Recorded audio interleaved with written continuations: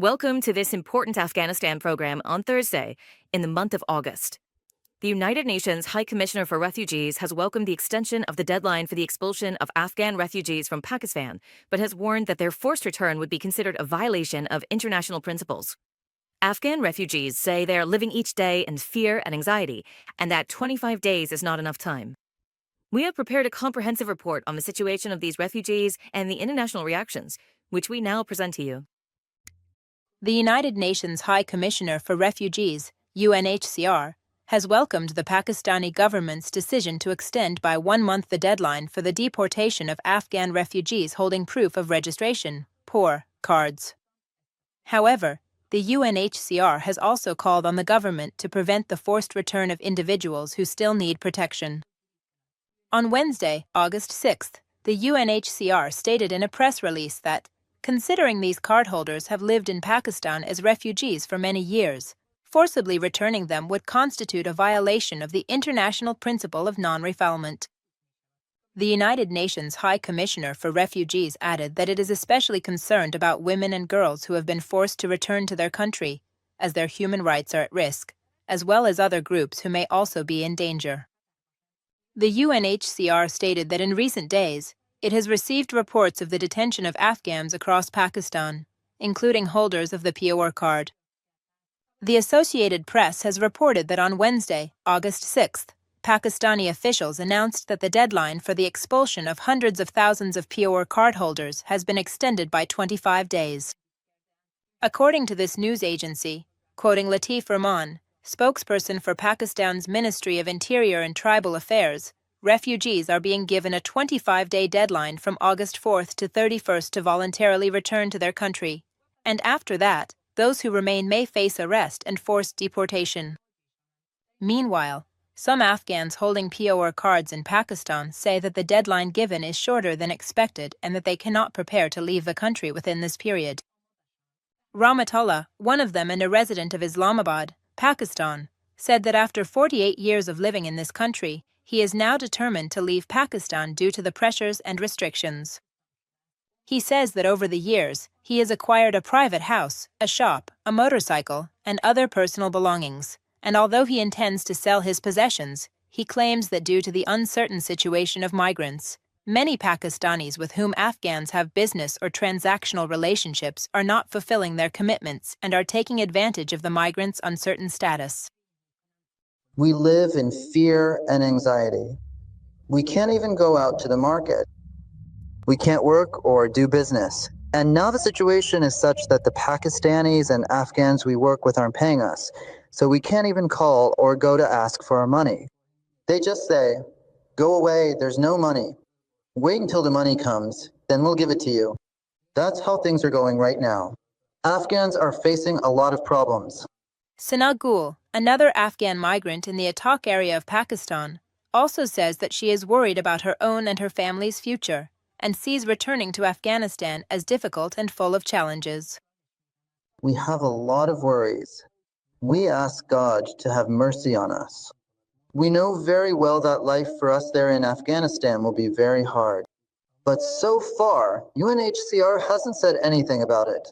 Whenever they do say something, our request is that they send us to a third country. There is no other way.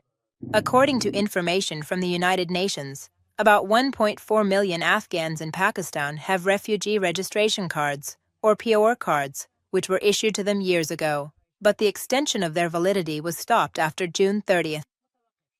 UNHCR has added that this year, more than 2.1 million Afghans, including 352,000 people from Pakistan, have returned to Afghanistan or have been forced to return. On the eve of the 4th anniversary of the Taliban's rule, Human Rights Watch has published a shocking report. This organization says that over the past 4 years, the Taliban have imposed severe restrictions on women and silenced any dissenting voices. Afghan women say they are living in conditions similar to a prison. More details in this report. On the eve of the 4th anniversary of the Taliban's return to power in Afghanistan, Human Rights Watch has stated that over the past 4 years, the Taliban have imposed severe restrictions on women and girls, arrested journalists, and silenced any dissenting voices. In its report titled Afghanistan After 4 Years of Taliban Rule, Unrelenting Repression, published on August 5th, the organization stated that the country is currently facing a severe humanitarian crisis. The report notes that this crisis has deepened further due to the reduction in aid from donor countries and the mass return of Afghan refugees from Iran and Pakistan. Human Rights Watch has stated that, over the past 4 years, UN member states have failed to take positive steps to end the severe human rights abuses in Afghanistan. The report also calls on the European Union to propose the establishment of a comprehensive accountability mechanism for Afghanistan in its annual resolution, which is set to be presented to the Human Rights Council in September. The report quotes Freshta Abbasi, a researcher on Afghanistan at Human Rights Watch, as saying that the 4th anniversary of Taliban rule is a bitter reminder of their severe oppression, especially against women and girls. Ms. Abbasi has said that governments must put pressure on the Taliban to end their oppression. Human Rights Watch has described the Taliban's Law on Promotion of Virtue and Prevention of Vice, which was enacted in 2024, as strict and repressive, adding that under this decree, the Taliban raid workplaces and public spaces and place them under surveillance. They set up checkpoints to search people's mobile phones and interrogate passers-by. The report states that the Taliban's severe restrictions on women have also drastically reduced their access to Christian humanitarian services. Some women inside Afghanistan have also said that over the past 4 years, they have lived in conditions similar to a prison. One of the residents of Nangarhar province, whose name is mentioned in the report, said,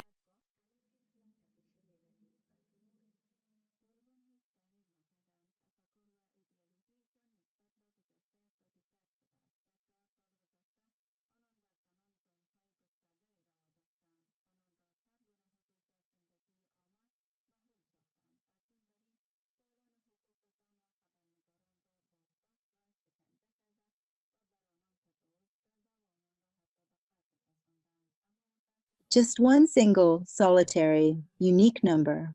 of the residents of Kabul city, whose name is mentioned in the report, says, Despite their initial promises, the Taliban have not shown any change in their attitude toward women. The Taliban's perspective remains traditional and hostile toward women. Over the past 4 years, the Taliban have proven that there is no fundamental change in their policies regarding women. The Taliban use the restrictions imposed on women and girls in the name of religion, and in reality, they want to exclude women from playing any role in society. This This is while, after the Taliban came to power on August 15, 2021, extensive restrictions had been imposed on women in Afghanistan.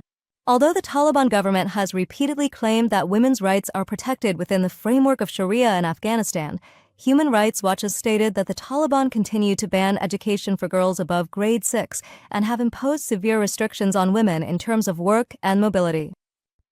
A coalition of Afghan civil society organizations has announced the launch of a People's Court for Afghan women. This court, which will be held in October in Madrid, will investigate gender-based harassment under Taliban rule.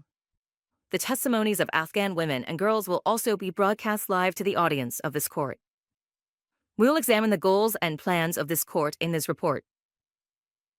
And in the final part of this news magazine, we'll share your messages and opinions in the viewers' messages section. On the eve of the 4th anniversary of the Taliban's return to power in Afghanistan, and amid a clear increase in restrictions on Afghan women and girls by the Taliban government, a coalition of Afghan civil society organizations has announced the launch of a People's Tribunal for the Women of Afghanistan. This tribunal is being organized in collaboration with human rights organizations, Rawadari, the Afghanistan Human Rights and Democracy Organization, the Policy and Development Studies Organization, and human rights defenders. The coalition of these organizations announced in a statement on Thursday, July 31st, that the People's Tribunal for Afghan Women will be held from October 8th to 10th in Madrid, Spain, and will hear testimonies from Afghan women and girls who have faced systematic oppression since the Taliban's return to power in August 2021. Shahrazad Atbar, head of the human rights organization known as Rawadari, spoke on Friday, August 1st, about the purpose of holding this People's Tribunal for Afghan women. The aim of the People's Tribunal for Afghan women is to prevent the normalization of the Taliban's repressive policies and to provide an opportunity for Afghan women to share their experiences and their situation with the world in the presence of a people's court and a panel of international judges. We hope that we can use the court's verdict as a basis to increase political pressure on the Taliban, and that the documents collected during this process will be used by international courts to hold the Taliban accountable for their actions against Afghan women. Shahrzad Akbar, while acknowledging that this tribunal is an informal mechanism and its verdicts are not legally binding.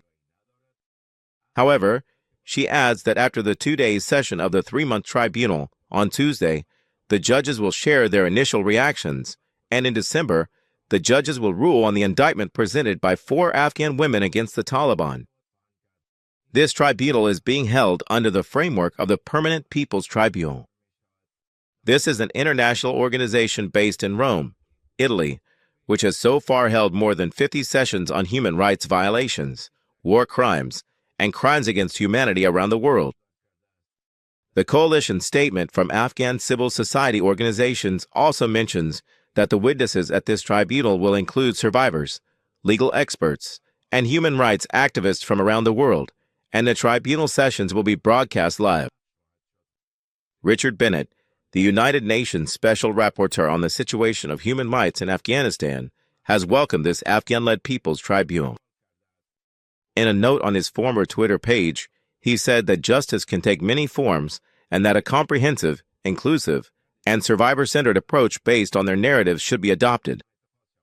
A number of Afghan women and girls have also welcomed this initiative, calling it an important and unprecedented step in defending the rights of Afghan women. Bahar, a resident of Kabul, says about this.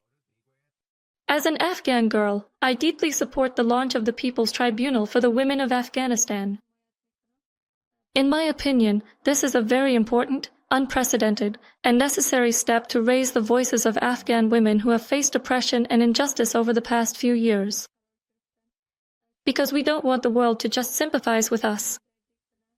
We want action. We want justice. A resident of Khuzestan province, who did not want their name mentioned in the report due to the sensitivity of the issue, also adds, I consider this a very good step, and it's good news for Afghan women, so that their voices are heard and their problems are listened to. I hope the world puts pressure on the Taliban and forces them to give women their rights.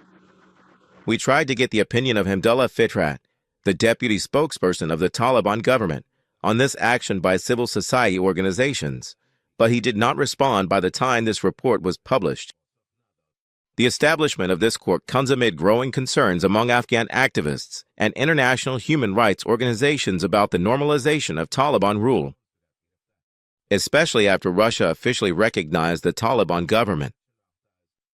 Afghan human rights activists and civil society advocates have consistently criticized the weak response of the civil society to the Taliban government's violations. It is worth noting that this move is being announced just days after the Taliban government's Ministry for the Promotion of Virtue and Prevention of Vice detained and harassed a number of women in various parts of Kabul under the pretext of not wearing hijab or not having a male guardian. Over the past nearly 4 years, the Taliban government has imposed numerous restrictions on Afghan women and girls, including banning girls above a certain grade from attending school, closing the doors of universities and medical institutes to women, prohibiting women from working in many government and non-government offices, and preventing women from going to recreational parks and sports clubs. End of the news.